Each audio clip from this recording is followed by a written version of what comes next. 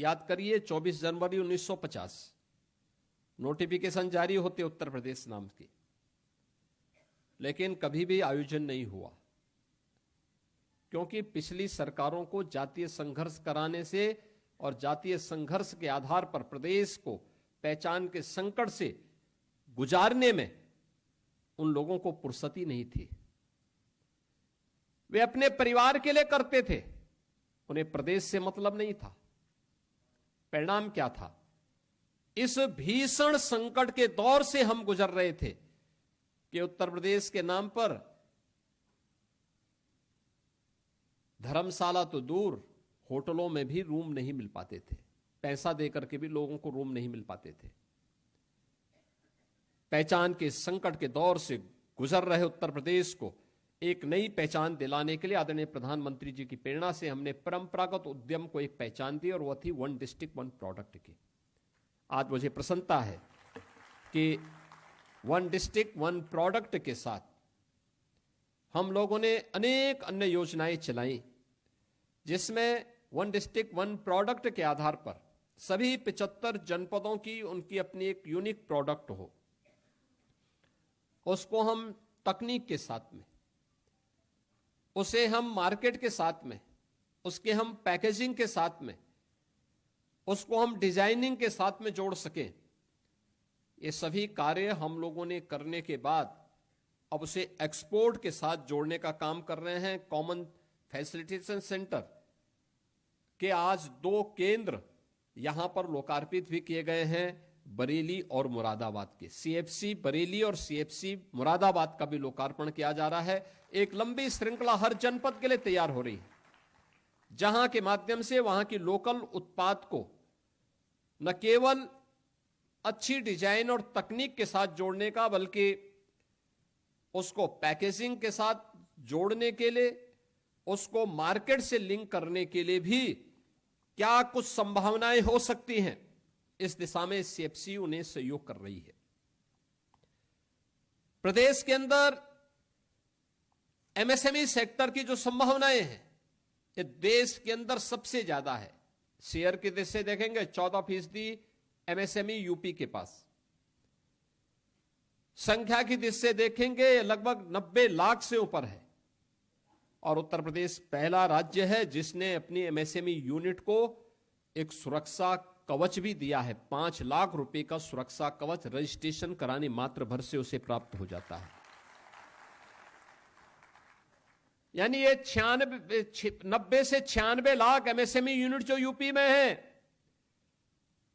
जिन्होंने रजिस्ट्रेशन करवा लिया है, उन्हें उस रजिस्ट्रेशन के साथ ही 5 लाख रुपए का एक सुरक्षा कवर भी मिल गया है। सामाजिक सुरक्षा की गारंटी उन्हें उपलब्ध करवा दी गई है। यह जो गारंटी उन्हें दी जा रही है, इस बात को लेकर के, और आज तो आपने देखा होगा, हमने जो इस वर्ष उत्तर प्रदेश स्थापना दिवस के अवसर पर महामहिम उपराष्ट्रपति जी के कर कमलों से जो एक नई स्कीम लागू की सीएम युवा के नाम पे, उत्तर प्रदेश में मुख्यमंत्री युवा उद्यमी स्कीम, जिसमें किसी भी नौजवान को, जिसका चयन एक प्रक्रिया के तहत होता है, उसका प्रशिक्षण होता है। प्रशिक्षण के बाद वह कोई उद्यम स्थापित करना चाहता है तो 5 लाख रुपए तक का ऋण गारंटी मुक्त है, ब्याज मुक्त है, और 10% का उसमें गवर्नमेंट की सब्सिडी भी दी जा रही है, यानी गवर्नमेंट का अनुदान भी उसे उपलब्ध कराया जा रहा है। और मुझे बताते हुए प्रसन्नता है कि 24 जनवरी 2025 से लेकर के अब तक 55,000 से अधिक युवाओं को इस सुविधा का लाभ प्राप्त हो चुका है। 55,000 से अधिक युवा इससे जुड़ चुके हैं। अब आप मुझे बताइए, 55,000 युवा जो इससे जुड़े हैं, क्या इनका चेहरा देख करके योजना दी गई है? क्या जाति देख करके दी गई है? क्या उसका क्षेत्र, उसकी भाषा देख करके दी गई है? नहीं, यह सबका साथ और सबके विकास के भाव को ध्यान में रख करके उसे उपलब्ध कराया गया है, क्योंकि उत्तर प्रदेश का हर युवा की प्रतिभा और उसकी ऊर्जा का लाभ हम उत्तर प्रदेश के विकास में लगाना चाहते हैं। उत्तर प्रदेश को देश की अग्रणी अर्थव्यवस्था के रूप में स्थापित करना चाहते हैं। इसलिए हमारे लिए जाति मायने नहीं रखती, हमारे लिए तो उसकी प्रतिभा को एक प्लेटफॉर्म उपलब्ध करवाने का कार्य हम कर रहे हैं और ये सीएम युवा स्कीम उसी का हिस्सा है।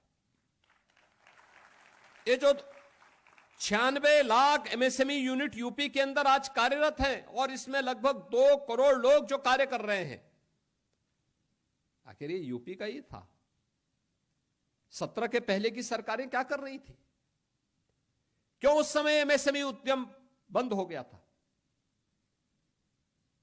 मुझे पिछले दिनों भदोई जाने का अवसर प्राप्त हुआ।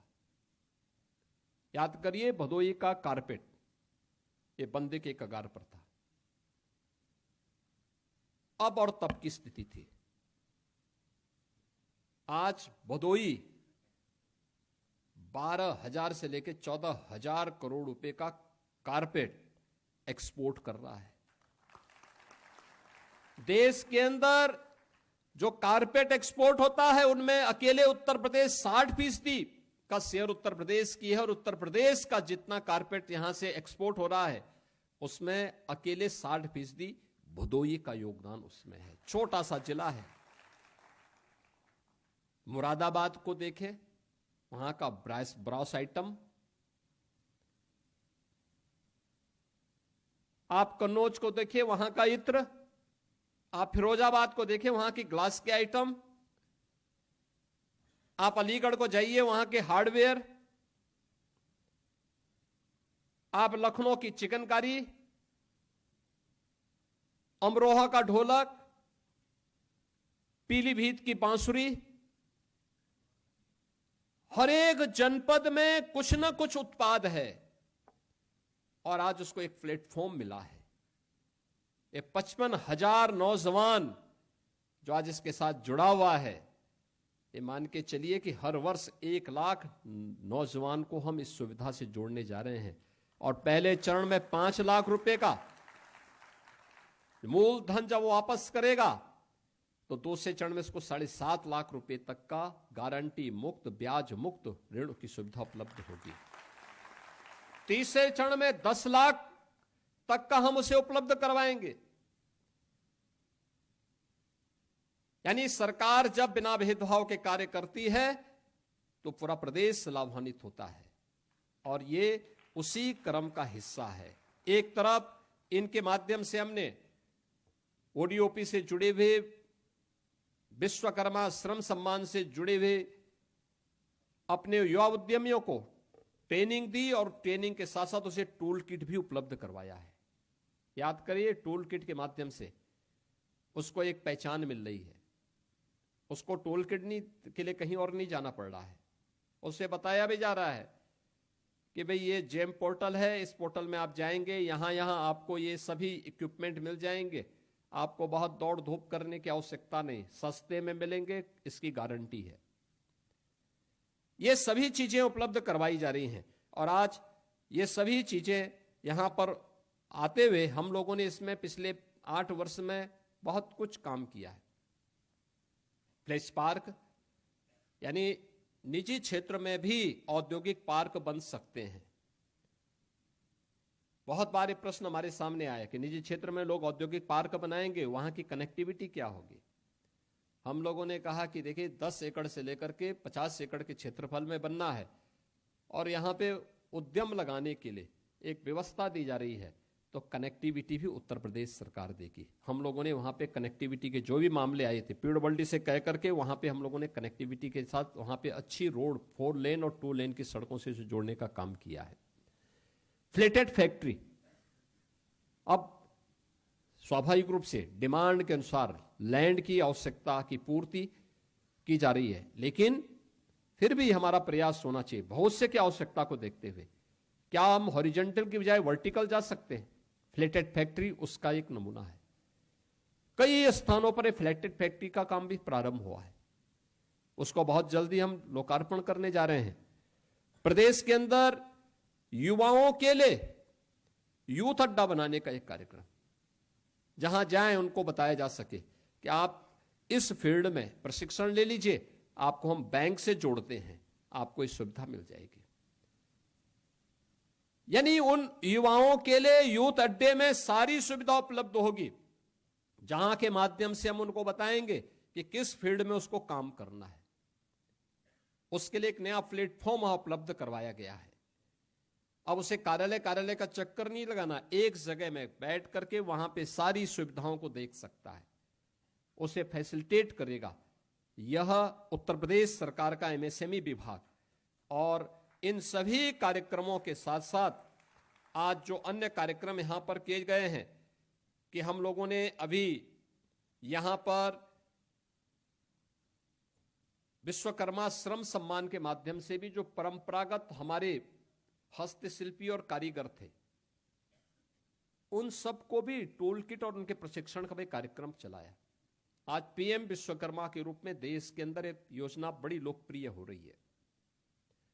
हर गांव में, हर कस्बे में ऐसे परंपरागत रूप से 16-17 कैटेगरी ऐसी हैं जो हमारी दैनिक जीवन की आवश्यकता की हिस्से बने हुए हैं। कोई नाव है, कोई मोची है, कोई बढ़ई है, कोई राजमिस्त्री है, कोई हलवाई है। किसी न किसी कार्य के साथ हमारा वास्ता उनके साथ दैनिक रूप में पड़ता है, लेकिन उपेक्षित था।